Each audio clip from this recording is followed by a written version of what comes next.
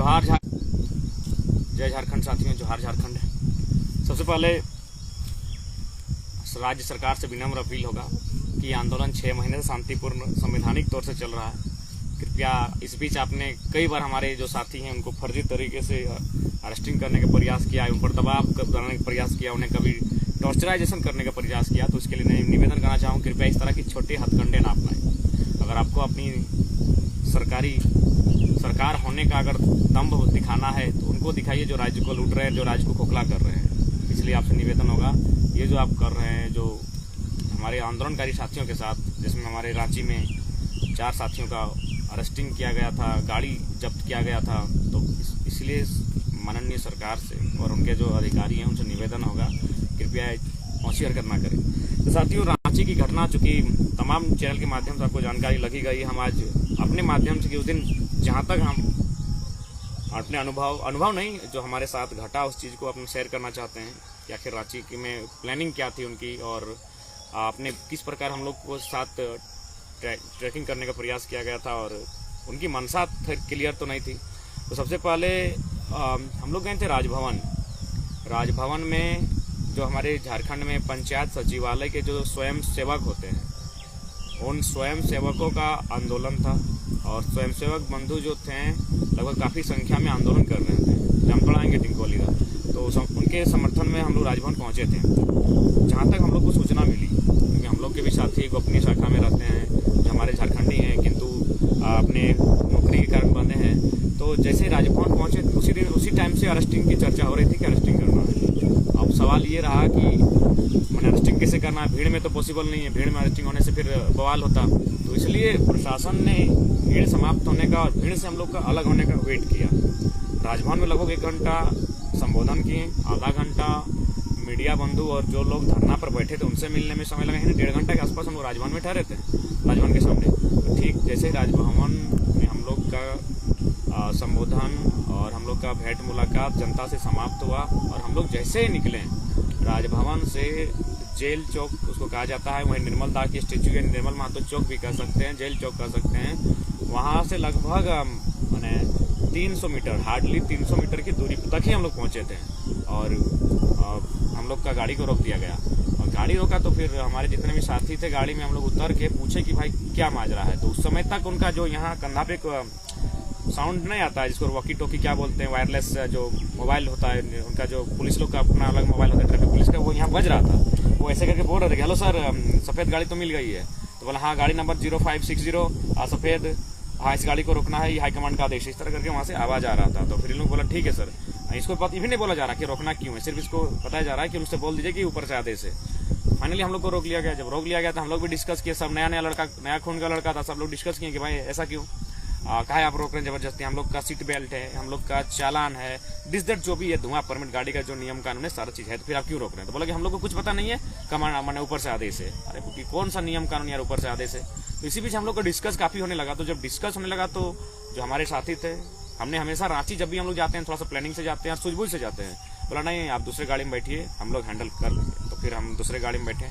आगे भी हमारी एक गाड़ी थी जो रांची का ही साथी का था, उस गाड़ी में बैठकर वहां से निकले आए। और उसी बीच हम लोग को भी सूचना मिल चुकी थी कि पहला काम आप ये कीजिए, एक मैसेज वायरल कीजिए जिसमें जो गाड़ी जहां रखी जाएगी उसको चारों तरफ से घेर लिया जाए, नहीं तो संभावना है कुछ रखा जा सकता है। और लड़का लोग को बोलिए लॉक किया जाए, और लड़का लोग को ये भी बोलिए वो लोग कहीं ना जाए, 4-5 लड़का गाड़ी के सामने ही रहे। तो फाइनली वही हम मौका मिला, तुरंत जाके पहला काम लाइव भी किए कि भाई हम लोग की गाड़ी में ये नारियल पानी और कागज पत्र के सिवा और कुछ भी नहीं है, नथिंग। और फाइनली जो हमारे साथी थे जिनको नामकुम थाना ले जाया गया और बाकी गाड़ी को लालपुर में रखा गया, और जो क्षेत्र था वो कोतवाली थाना क्षेत्र था। यानी 3 थाना मैंने कुछ मिनटों में एक्टिव हो गया। तो कह सकते कहीं ना कहीं इसमें बहुत जोरदार उनकी मंशा सही नहीं थी, संभावना थी कि शायद कुछ गाड़ी में रख दिया जाए। और कुछ साथी तो ऐसा भी चर्चा की कि मैंने पैसा तक रखने का चर्चा चल रहा था, तो पैसा तो हम लोग पाएंगे कहाँ, और कोई अगर हम लोग को देता भी है तो हम लोग इनकार कर देते हैं। और साथ ही तमाम लोगों से भी यही निवेदन करेंगे कि अगर हमारे नाम से कोई फंडिंग मांगता है तो कृपया एक बार सच्चाई को जान लें, हम लोग को कोई अभी फंडिंग की आवश्यकता नहीं। अगर आपको इच्छा है आंदोलन के माध्यम से कुछ देने की, तो घर में कोई चूका बनाइए, उसमें 1-2 रुपया जो आपको रखना है, जिस हिसाब से रखना है रखिए। और अगर फंडिंग का मामला आता है तो कृपया डायरेक्ट संपर्क कीजिएगा, ऐसा कोई बात नहीं है। तो इसलिए मैंने हम लोग को सूचना कल मिला कि नहीं उसमें पैसा रखने का तैयारी चल रहा था। और बहुत कोई बोला कि नहीं कुछ आर्म्स वगैरह रख दिया जाता, कोई बोल रहा है कि नहीं मैंने अवैध शराब वगैरह। तो खैर जो भी था वो हम लोग कंफर्म नहीं कर सकते हैं, अनुमान ही कर रहे हैं जो सूचना सुनने में आया। लेकिन मंशा तो स्पष्ट क्लियर थी कि उनकी मंशा ठीक नहीं थी। अगर होती तो फिर हम लोग का इस प्रकार से रोका नहीं जाता और 3-3 थाना इंटरफेयर नहीं करती और तीनों थाना के बड़ा बाबू को मालूम है नहीं कि अरेस्टिंग क्यों हुआ है। जो 4 लड़कों को अरेस्ट किया गया उनको खुद नहीं मालूम कि इनका अरेस्टिंग क्यों हुआ है, 3 के 3 थाना। तो कहीं ना कहीं ये बहुत ही गलत मानसिकता है, ये ऐसा नहीं होना चाहिए। और बाकी हम लोग को जहां अपना एनालिसिस लग रहा है, जो बहुत सारे बातें जो मीडिया के माध्यम से सामने आ रही है कि इससे पहले जो भी हम लोग का आंदोलन होता था वो धनबाद और बोकारो और कुछ गिरिडीह के गांवों में हम लोग करते थे। गांव में जाके लोगों को समझाते थे, गांव में जाके सरकार की बुराइयां करते थे।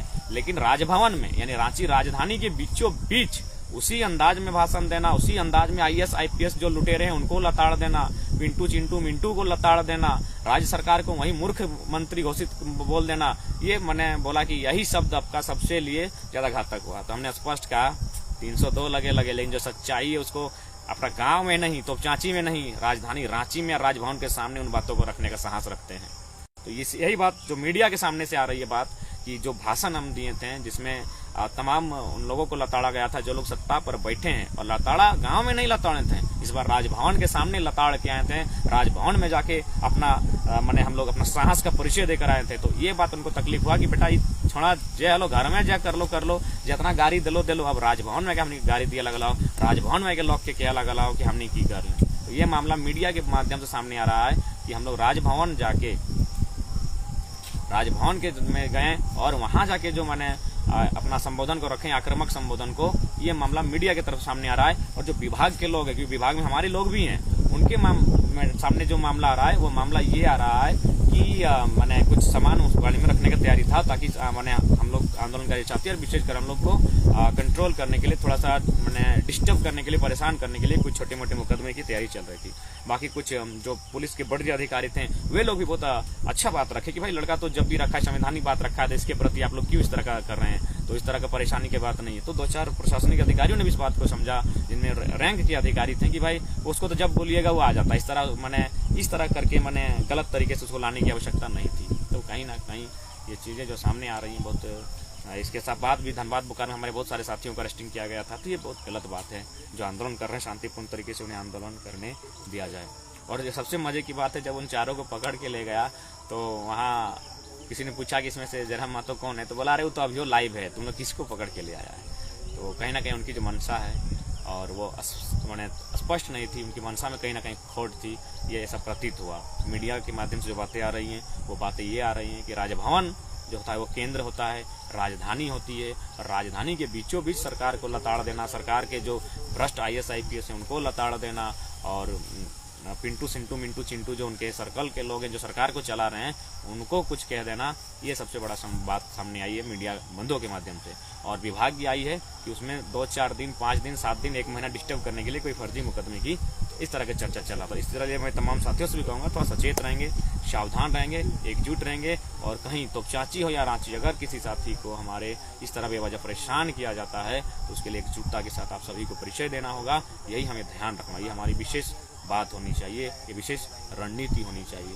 तो ये रांची का घटनाक्रम है। बाकी अरेस्टिंग के बाद उनके साथ क्या हुआ, क्या बात हुई, वो तो फिर 4 साथी जो हैं उनको कभी बोलेंगे, वे आके लाइव अथवा अपने संदेश को दे देंगे। लेकिन जहाँ तक हम थे और जहाँ तक जो सूचना सामने आई, हाँ ये हम लोग का बुद्धि विवेक काम किया कि 2 गाड़ी थे, तो हम भी जब डिस्कस करने लगे अधिकारी से तो बोला कि नहीं आप चले जाइए, क्योंकि उन लोगों को मैसेज सिर्फ इतना था कि फलाने रंग की गाड़ी को इतना नंबर है, इसको रोकना है। चेहरा नहीं बताया था कि इसको रोकना है, पर्सन को रोकने की बात नहीं हुई थी, वरना उन लोग पता नहीं क्या गाड़ी सहित रोकना चाह रहा था। तो इसीलिए हम लोग भी विवेक से काम किए हैं। अगर नहीं तो फिर होता, अगर मेरा भी मोबाइल अगर उन लोग ले लेता तो ना लाइव आने का मौका मिलता और ना ही जनता तक मैसेज देने का मौका मिलता। तो इसलिए कहीं ना कहीं अगर हम लोग सूझबूझ के परिचय दिए, अगर खुद को वहां से अलग कर लिए टीम से, और टीम के साथियों ने कहा कि आप चले जाइए, वरना हम तो बोले कि नहीं हम भी यहीं रहेंगे, आप लोग साथ रहेंगे। लेकिन फाइनली टीम ने कहा कि नहीं आप चले जाइए, हम लोग हैं और हम लोग भी लीडर हैं, हैंडल कर लेंगे। तो इसलिए वहां से जैसे निकले पहला काम 5 मिनट में हम यही किए, लाइव आके बता दिए कि भाई ऐसा ऐसा हो सकता है। ये कंफर्म नहीं है, हम लोग अनुमान, क्योंकि हमने पहले कहा कि जो हम कहते हैं सत्य वो जरूरी नहीं कि सत्य वही, हम लोग अनुमान कह रहे हैं ऐसा होने की संभावना है, इसलिए जनता को लाइव के माध्यम से हम लोग मैसेज दे देते हैं। बाकी उसके बाद देखें धीरे धीरे जो घटना हुआ, और उसके बाद विशेष धन्यवाद रांची के तमाम साथी तथा अन्य क्षेत्रों के साथियों का जो वहाँ ये आधे घंटा में एकजुट हुए और हमारे जो साथी थे उनको मैंने बाइज्जत अपने हथियानी पावर को दिखाते हुए रिहा करवाएं। और इससे पहले भी हमारे जो धनबाद बोकारो में भी इस तरह घटना घटी है, वहाँ भी इस तरह का मामला सामने आया था। तो बाइज्जत रिहा करवाने में जो आवाम का, जो आंदोलनकारी साथियों का रोल रहा है, उसके लिए सभी का एकजुटता का धन्यवाद। आगे भी एकजुटता के साथ आंदोलन हम लोग करेंगे, यही मकसद है, यही उद्देश्य है। जोहार झारखंड।